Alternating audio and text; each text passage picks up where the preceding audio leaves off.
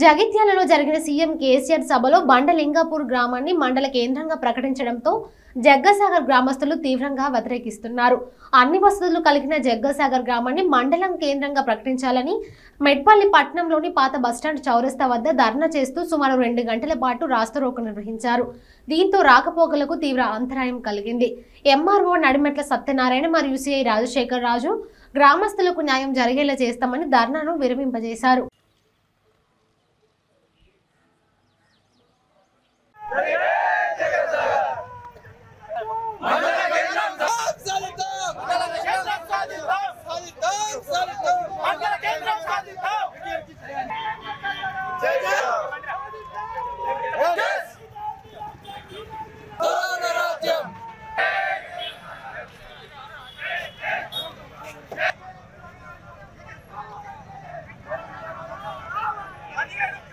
జగ్గసాగర్ మండల కేంద్రం కావాలి.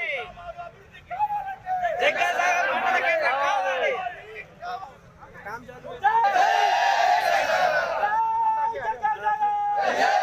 జగ్గసాగర్ గ్రామంలో సుమారు 111 రోజులు నిరోధక దీక్ష చేయడం జరిగింది గ్రామ పంచాయతీ కూడా.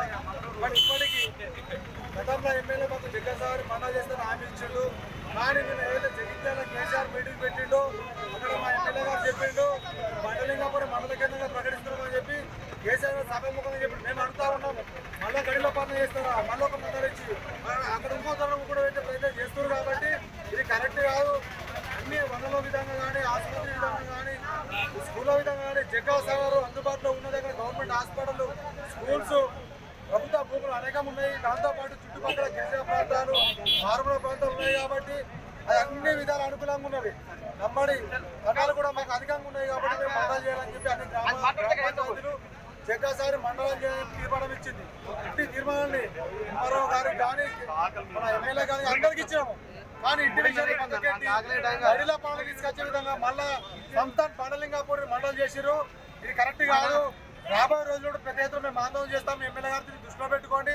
మరొకసారి ఆలోచన చేసి జగ్గసాగర్ మండల కింద ప్రకటించే విధంగా ఆలోచన చేయని చెప్పి మేము ఈ జగ్గసాగర్ గ్రామానికి కోరుతా ఉన్నాము.